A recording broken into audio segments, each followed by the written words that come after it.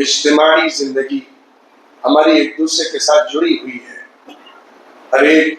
دوسرے پر ڈیپینڈ ہوتا ہے، کسی نہ کسی پر تو ڈیپینڈ ہوتا ہے۔ اللہ نے اس سلسلے میں ہمیں کچھ رہنمائیاں دی ہیں اور بہت کامیاب اور زبردست اصول سکھایا ہے۔ آج اسی کی روشنی میں آپ سے بات چیت ہوگی۔ سورۃ المائدہ میں اللہ رب العزت نے ایک زبردست پرنسپل یہ ذکر کیا کہ تمہیں ایک دوسرے کے ساتھ جو زندگی گزارنا ہے، ایک دوسرے کے ساتھ رہنا سہنا ہے، اس میں تمہارا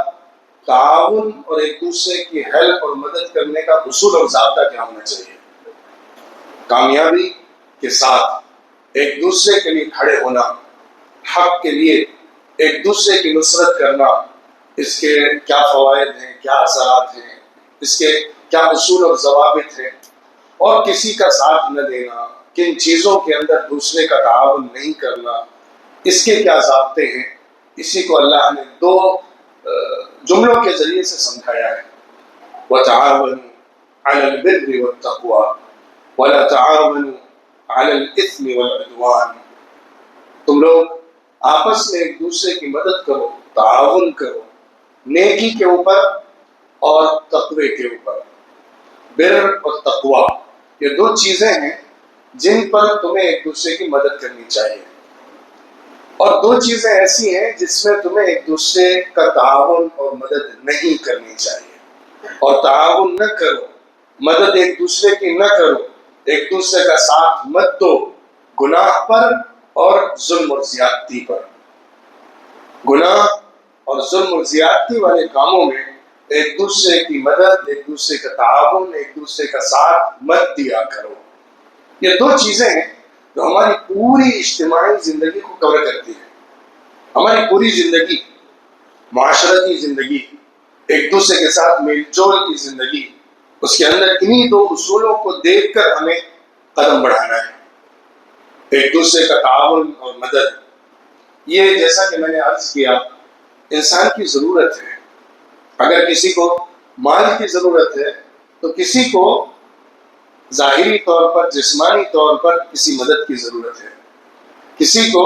اگر زبان سے کچھ ہیلپ چاہیے تو دوسرے کو ہاتھ سے ہیلپ چاہیے۔ کسی کو اگر دلی طور پر، جذباتی طور پر، ایموشنلی کسی کا سپورٹ چاہیے تو دوسرے کو فائنینشلی کسی کا سپورٹ چاہیے۔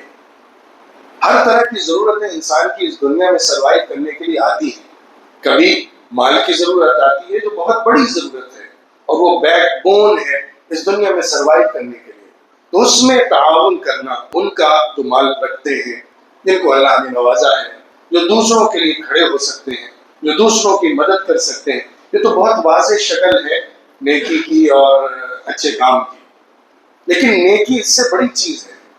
نیکی کے اوپر ایک دوسرے کا تعاون کرنے کا حکم دیا گیا ہے۔ نیکی کا تصور اسلام میں بہت جامع اور کمپریہنسو تصور ہے۔ اس کے اندر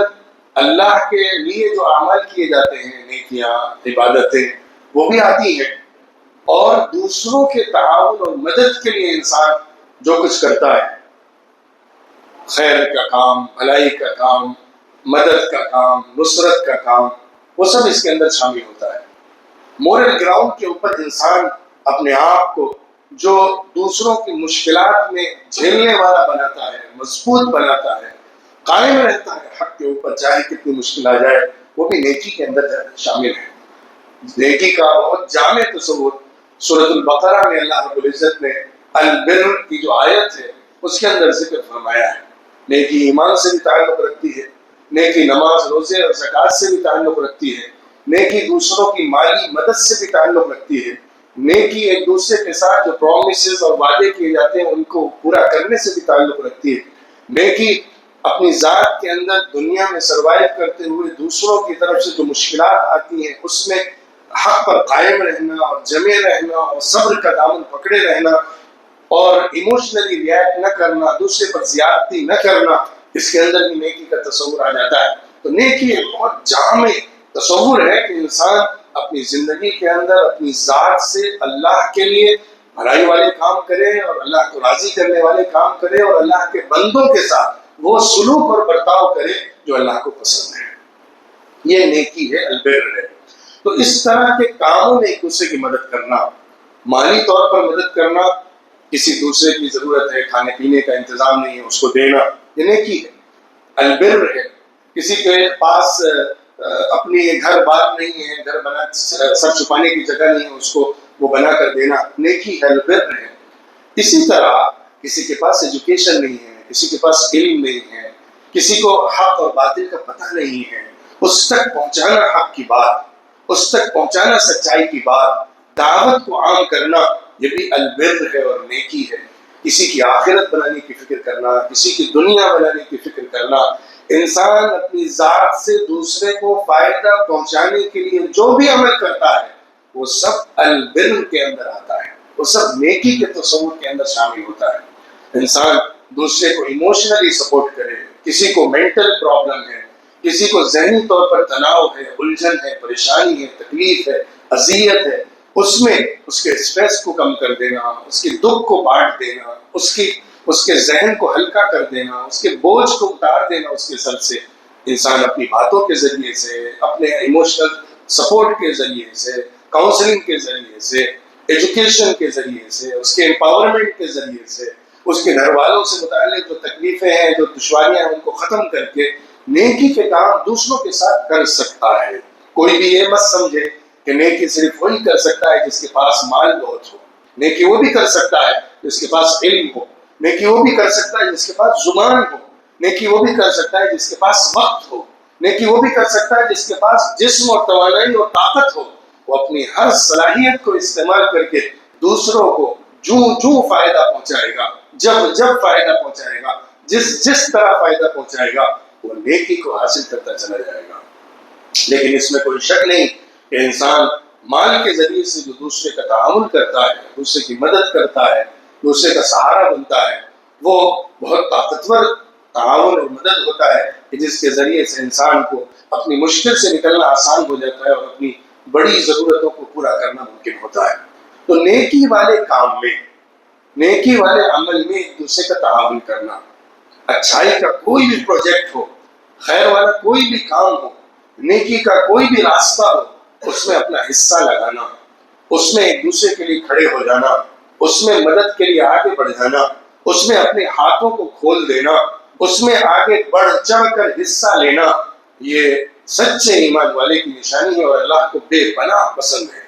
اللہ کو اس بندے سے بڑی محبت آتی ہے جو اللہ کی خاطر، اللہ کے دوسرے بندوں کے لیے یا اللہ کے دین کے کاموں کے لیے کھڑا ہو جاتا ہے اور اپنی ذاتی چیزوں کو شیئر کرنے لگتا ہے۔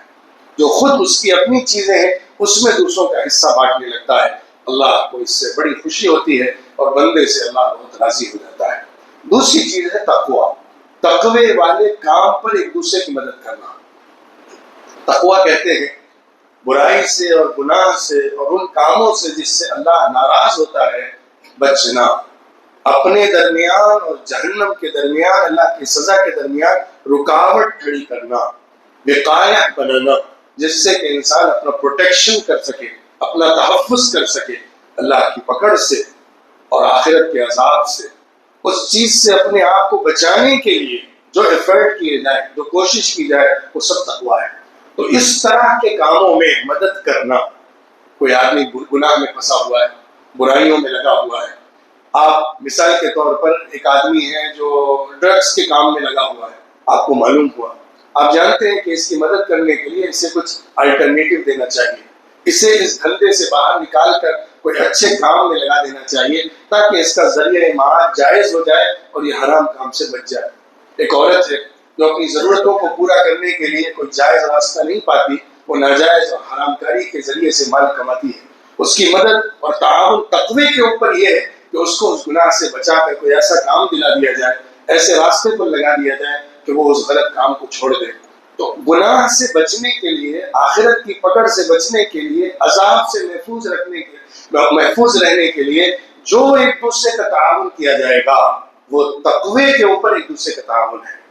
مسجد کو آباد کرنے کے لیے، نماز کو قائم کرنے کے لیے، مسجدوں کو بنانے کے لیے، مسجدوں کو آباد کرنے کے لیے، مراکز اسلام کے قائم کرنے کے لیے، ایجوکیشنل سینٹرز بنانے کے لیے، دوسروں کو صحیح علم پہنچانے کے لیے جو ایفرٹ کیے جائے، جو کوشش کی جائے، وہ سب تقوی کے اوپر ایک دوسرے کی مدد کرنا ہے۔ اللہ نے قرآن پاک میں 2 طرح کی مسجدوں کا ذکر کیا کہ جس میں سورۃ التوبہ میں اللہ نے بیان کیا کہ جو مسجدیں بنائی جاتی ہیں اس میں ایک وہ ہے جو تقوی کے اوپر بنائی گئی ہے، جس کا موٹو، جس کا پرپس، جس کا مقصد اللہ کو خوش کرنا اور اللہ کے دین کو فروغ دینا ہے، لوگوں کو غلط چیزوں سے نکال کر صحیح ماحول میں لانا ہے، اللہ کے دین کے لیے ان کو جوڑنا ہے۔ یہ مقصد، یہ نیت تقوی والی نیت ہے۔ افمن اسس علی تقوی من اللہ ورضوان خیر ام من اسس بنیانہ علی شفا جرف ہار فانہار بہ فی نار جہنم۔ اگر مسجد بنانے کا مقصد بھی لوگوں میں تفریق کرنا ہے، لوگوں میں پھوٹ ڈالنا ہے، لوگوں میں اختلاف پیدا کرنا ہے، لوگوں میں دشمنیوں اور لڑائیاں پیدا کرنا ہے، ان کو بانٹ دینا ہے الگ الگ گروپس میں، اگر یہ مقصد، یہ نیت ہے تو پھر وہ مسجد بھی نقصان دہ بن جاتی ہے اور وہ ایک ایسے کنارے پر کھڑی ہے جو کبھی بھی گر سکتا ہے۔ مدینہ منورہ میں منافقوں نے اپنے نفاق کو چھپانے کے لیے اور اپنے منافقانہ کاموں کو آرگنائز سسٹم میں لانے کے لیے ایک مسجد تعمیر کی تھی، اور اللہ کے رسول صلی اللہ علیہ وسلم سے مطالبہ کیا تھا کہ آپ آ کر وہاں نماز پڑھیں تاکہ ہم وہاں سے دین کا کام کریں گے۔ ان کا مقصد تھا کہ ہم اس کے ذریعے سے جو منافقانہ کام ہے، جو مسلمانوں کو نقصان پہنچانے والی ایکٹیویٹیز ہیں، مسلمانوں میں دشمنیاں پیدا کرنے والے کام ہیں اور دشمنوں کی بیک ڈور سے مدد کرنے کے لیے جو ہم سینٹر کے طور پر یوز کر سکتے ہیں اس کو بنائیں گے۔ تو اللہ کے رسول کو منع کر دیا گیا تھا کہ آپ اس میں مت کھڑے، لیکن مسجد نبوی، مسجد قباء یہ تقوی کے اوپر سچے ایمان والوں نے بنائی تھی۔ تو میں یہ ذکر کر رہا ہوں کہ مسجد کا قائم کرنا، مسجد کو آباد کرنا، مسجد کو تعمیر کرنا یا اس کے علاوہ سینٹرز بنانا دین کی تعلیم کے لیے، اللہ کے دین کے فروغ کے لیے، حق بات کو پہنچانے کے لیے، دعوت کا کام عام کرنے کے لیے، یہ سب کا سب تقوی کے اوپر ایک دوسرے کی مدد کرنا ہے۔ اسی طرح جو چیریٹیبل ورک ہوتا ہے، جو رفاہی کام ہوتا ہے،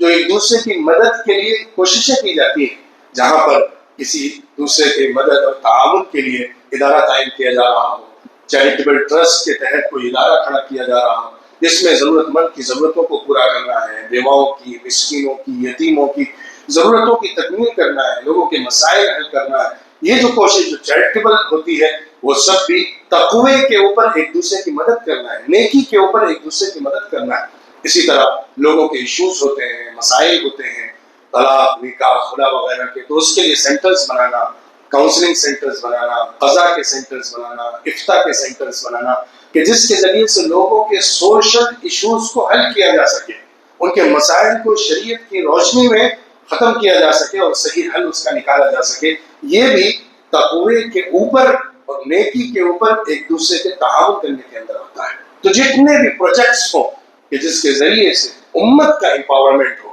ضرورت مندوں کی ضرورتیں پوری ہوتی ہوں اور اللہ کے دین کی نصرت ہو اور اللہ کے دین کو قائم کیا جا سکے اور لوگوں کو غلط راستوں سے نکال کر صحیح ڈائریکشن دیا جا سکے، یا لوگوں کے لیے آخرت کی کامیابی کی دعوت عام کی جا سکے، یہ تمام تر کوششیں وہ ہیں جس میں ہم میں سے ہر ایک کو جتنا ہو سکے حصہ ڈالنا چاہیے۔ کوئی ایک آدمی اپنی ذات میں مکمل نہیں ہے، کوئی ایک شخص اپنے آپ سے سب کچھ نہیں کر سکتا ہے، نہ کچھ بدل سکتا ہے، نہ کچھ بڑا انقلاب پیدا کر سکتا ہے، سب کلیکٹیو ایفرٹ سے ہوتا ہے۔ انسان بے نیاز نہیں ہے، انسان نیاز مند ہے، انسان اپنی ہر ضرورت میں دوسرے کا محتاج ہے اور ہر کام مل جل کر یہ انسان کامیابی تک پہنچا پاتا ہے۔ مدینہ منورہ میں حضور اکرم صلی اللہ علیہ وسلم نے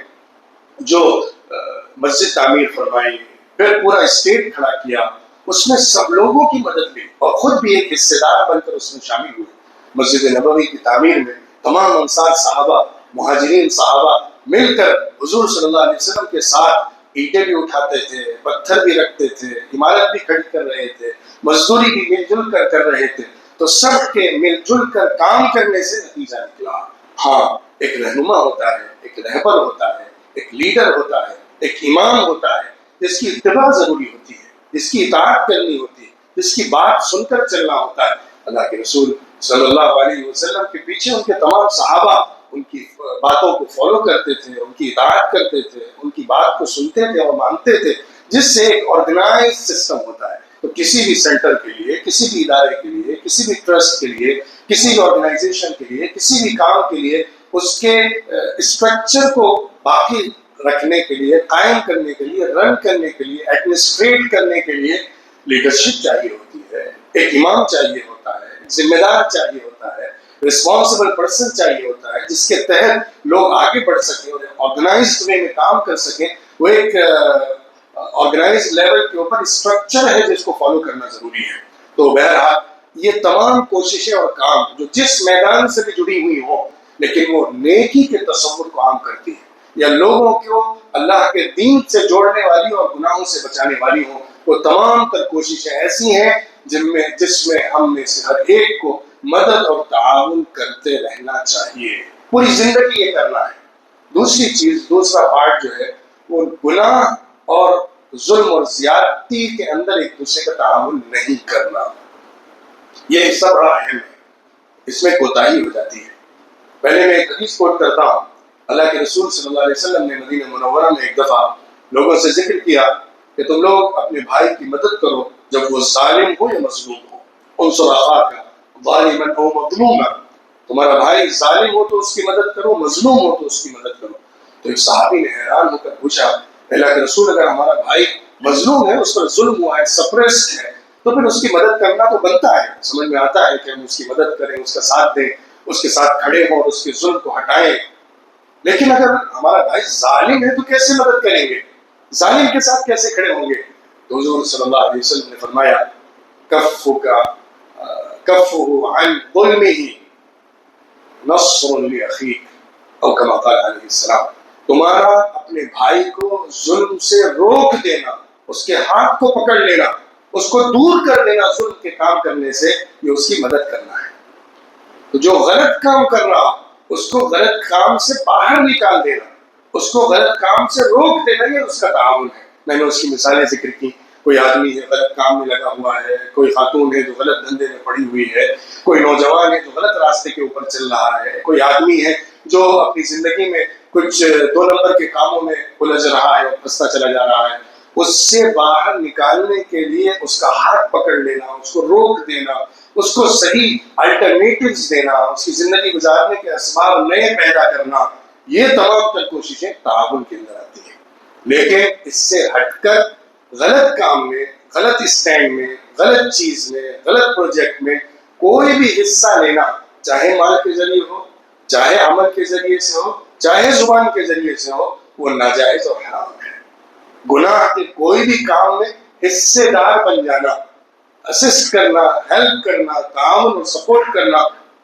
کسی بھی شکل میں ہو، وہ ناجائز ہے۔ گناہ کے بہت سارے کام ہوتے ہیں، ہم سب جانتے ہیں۔ گناہ کی جو چیزیں ہیں وہ شریعت میں بہت واضح کر کے بتا دی گئی ہیں، بہت واضح طور پر ہمارے سامنے لائی گئی ہیں۔ سود ہو، زنا ہو، فحش کام ہو، گندگی ہو، زنا والے اعمال ہوں، ظلم اور زیادتی کی چیزیں ہوں، یہ سب گناہ کے اندر آتا ہے۔ لیکن الاثم اور العدوان دو کو الگ الگ اس لیے بیان کیا گیا ہے تاکہ ذہن جائے۔ ایک گناہ وہ ہے جو اپنی ذات کے اندر ہوتا ہے، سماج کے اوپر برائی ڈالتا ہے اور اس کا اثر پیدا ہوتا ہے۔ دوسرا وہ ہے جو حد سے باہر نکلنے کے ذریعے سے دوسروں پر ظلم و زیادتی کی شکل میں ہوتا ہے۔ تو ایسا کام کرنا کہ جس کے ذریعے سے کوئی گناہ پیدا ہو رہا ہو، گناہ پھیل رہا ہو، کوئی ایسی جگہ بنانا، ایسا سینٹر بنانا، مثال کے طور پر کلب بنانا جس میں نوجوانوں کو بلایا جائے اور کھیل تماشوں میں ایسا الجھایا جائے، اس سے خوب مال کمایا جائے اور اس کے ذریعے سے نوجوانوں کی جوانی برباد کر دی جائے۔ اس طرح کے کاروبار کرنا، اس طرح کے کلبس بنانا، اس طرح کی جگہوں پر نوجوانوں کو جوڑنا، یہ ناجائز اور حرام ہوگا، کیونکہ یہ گناہ کے اندر ملوث ہونے کے لیے مددگار بن رہا ہے۔ براہ راست کوئی گناہ کرنا وہ تو ناجائز ہے، گناہ کے لیے ذریعہ بننا وہ بھی ناجائز ہے، گناہ کے لیے وسیلہ اور سبب بننا وہ بھی ناجائز ہے۔ اسی لیے علماء نے فتویٰ دیا، کوئی اپنی جگہ اگر سودی کاروبار کے لیے دیتا ہے تو ناجائز ہے، اس کی جگہ حلال ہے، لینے والا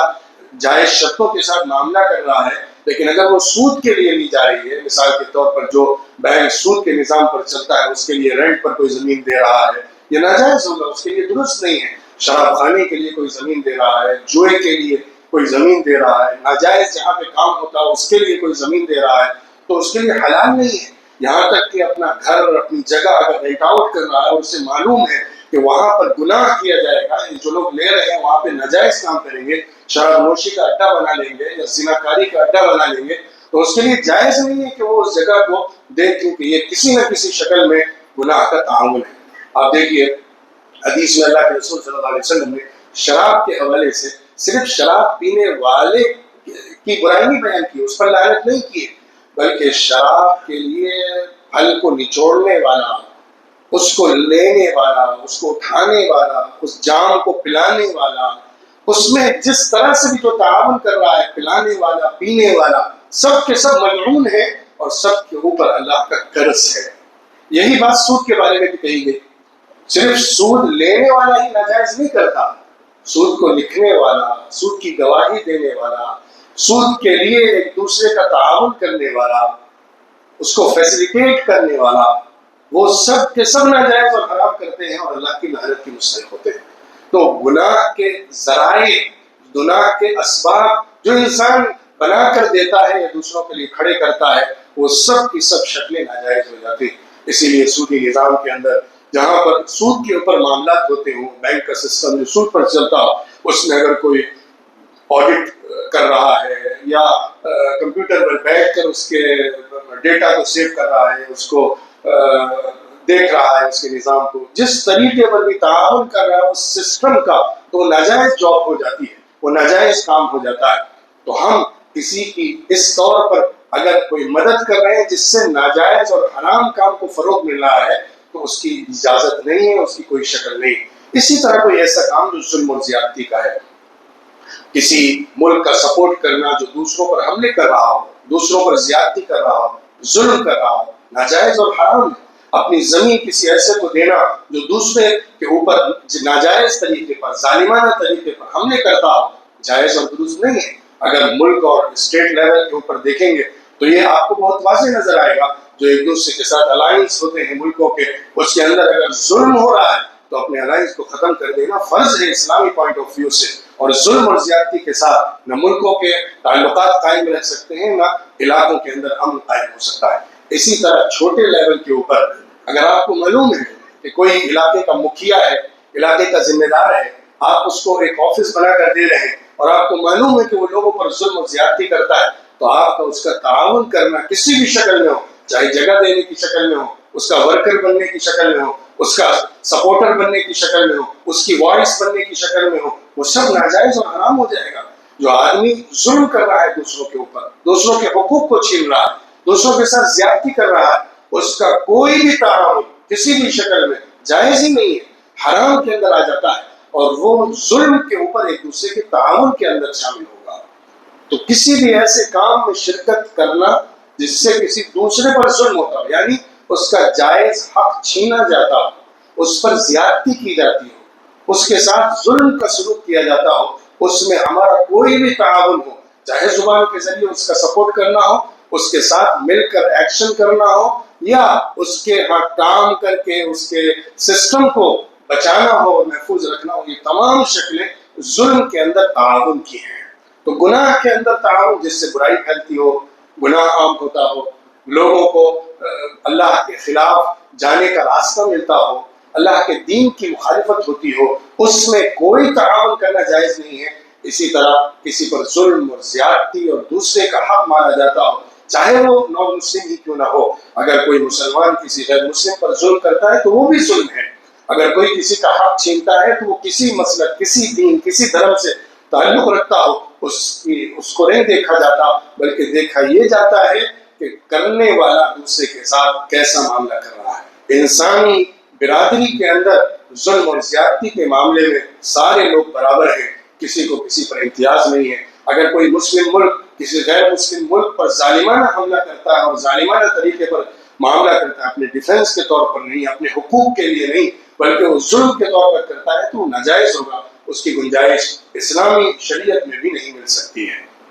تو ہمیں دیکھنا ہے کہ کون سے راستے ہیں جو نیکی کے ہیں اور تقوی کے ہیں، اس کے اندر خود بھی عمل کرنا ہے اور دوسروں کا تعاون کرنا ہے۔ اس کا سب سے بڑا فائدہ یہ ہوتا ہے کہ نیکی کو کرنے والا، تقوی کے راستے پر آنے والا، اپنی زندگی میں جو بھی ثواب کماتا ہے وہ سب ان کے لیے بھی لکھا جاتا رہتا ہے جس نے اس میں کوئی تعاون کیا ہے۔ اسی طرح کوئی گناہ کا کام ہو، کوئی ظلم اور زیادتی کا کام ہو، کوئی برائی کو فروغ دینے اور پھیلانے کا کام ہو، اس میں ذرہ برابر بھی حصہ ڈالنا اپنے لیے نہ صرف یہ کہ گناہ کو لکھنا ہے، بلکہ اس سے جو لوگ آگے گناہ کرتے رہیں گے ان سب کا نقصان اور ان سب کا گناہ اس کے کھاتے میں بھی آتا رہے گا۔ لہٰذا ہمیں اپنی زندگی کے اندر غور کرنا ہے کون سے خیر کے راستے ہیں جن میں ہمیں کھڑے ہونا چاہیے اور آگے بڑھ کر تعاون کرنا چاہیے، اور کون سے شر اور برائی کے راستے ہیں جن سے ہمیں بچنا چاہیے۔ اللہ کے رسول صلی اللہ علیہ وسلم نے اس بات کو بہت خوبصورت انداز میں سمجھایا ہے کہ اگر کوئی آدمی خیر کی چابی بن جائے اور شر کا تالا بن جائے، اس سے بہتر کون ہو سکتا ہے۔ ہمیں دعا کرنا ہے کہ ہم اپنی زندگی کے اندر ہر خیر کی چابی بنا کریں اور شر کا تالا بن جایا کریں۔ جہاں بھی شر ہو وہاں پر اس کو روکنے کا ذریعہ بنے، اور جہاں بھی اچھائی اور بھلائی کا کام ہو اس کو کھولنے کا ذریعہ بنے۔ یہ زندگی ہماری اگر بن گئی تو ہم دینی اعتبار سے، قرآنی اعتبار سے اللہ کے پسندیدہ انسان بن جائیں گے۔ اللہ ہمیں اس کی توفیق مرحمت فرمائے کہ ہم اپنی زندگی کے اندر نیکی اور خیر کے تمام کاموں اور تقوی والی چیزوں کے اندر خود بھی عمل پیرا ہوں اور دوسروں کے تعاون کرنے والے بنے، اور شر اور برائی اور گناہ اور ظلم اور زیادتی کے ہر کام سے خود بھی دور رہیں اور کسی صورت بھی دوسروں کا تعاون نہ کرتے ہوں۔ وآخر دعوانا ان الحمد للہ